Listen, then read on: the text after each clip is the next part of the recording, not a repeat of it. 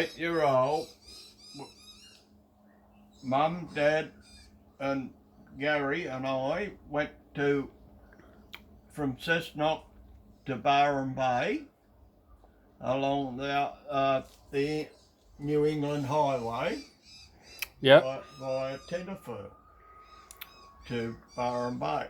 When you were 8? When I was 8-year-old. So like 1950... That was 1948. 1948. And when we were going back home, we were about 20 or 30 k's out of Tenterfield, going from Casino back through to Tenterfield. Yep. Yeah. To get on the New England Highway. Yeah, instead of going down Pacific Highway. Yeah. Okay. And about 20 or 30 k's out of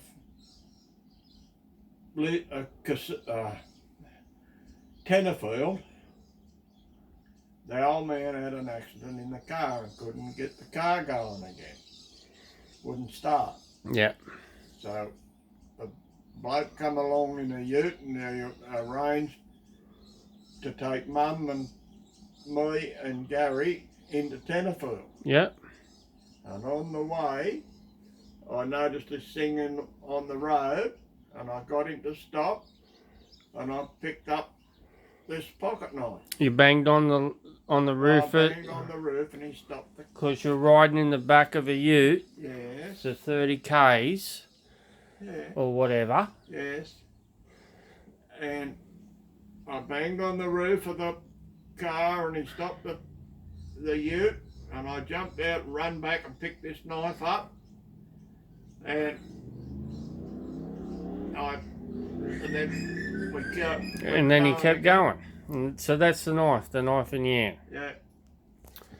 Right, you went that way because your dad wanted to save fuel, because going down the Pacific Highway, Yeah. it would have cost more fuel, because back in 1948 or whatever, Yeah. wasn't a straight road. All the and most of the rivers, you had to go across on ferries. There wasn't as many bridges as there is today. Yeah. There was just I think the last one they got rid of the ferry was at Hexham. Yeah. And that was in around 1956 or 8. Yeah. Something like that, before they got rid of that one. So yeah, it was faster, or it was more fuel efficient to drive 2 or 3 hours west and then go down the New England Highway. Yeah.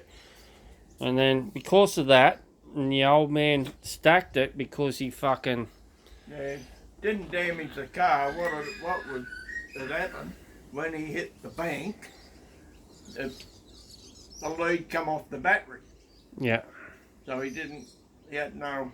Yeah, it couldn't start. Yeah, he couldn't start it. When he found that, he fixed the lead up. Yeah. And started the car. And so you're good then. Yeah. So, but he didn't find that until after years had been all the way to Tenterfield, and then got a lift back. Yeah. Right. Oh, Jesus. That's pretty unlucky, isn't it? Yeah. But you got this fucking pocket knife out of it when you were 8 years old. Yeah, I still got it. Now, this fucking pocket knife,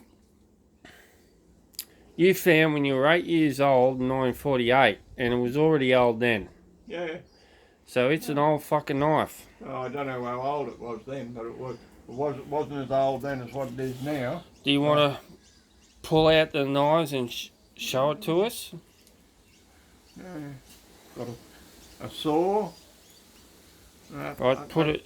That's a Skinner knife. Turn it sideways. Yeah, that's better. That's a Skinner knife. That's just an ordinary... That's a Skinner knife for skinning animals. Yeah. And you've got a pair of scissors in a 50-year-old pair of fucking... Can opener. Jesus Christ. What's on the other side? That's pretty good. Got a corkscrew. And that's a file Okay, and a screwdriver.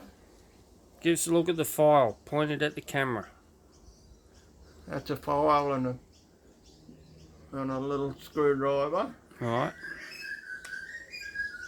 I can get this one out. And you found all this when you were 8 years old. Can't believe that. Because your old man stacked the car. And that's a needle. For whatever. Yeah. Okay, hold it up to the camera. That's better. Thank you. It's got a wood saw. And we've actually used to use that wood saw to chop through bloody trees when we went bloody camping when I was a kid. Yeah. So yeah. Cut down little trees. It's a well-made bloody pocket knife. Yeah.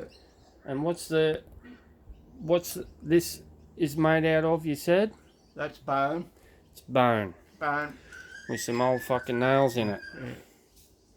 Yeah. They're rivets. That's holding the knife together here. Yeah, the rivets are holding the knife together, yeah. No, Well, I've never seen anything like it. Ever. And it's a lovely knife. Yeah. Well made. Well, you want it, do you? Yeah, you can leave it to me in the will. Yeah. But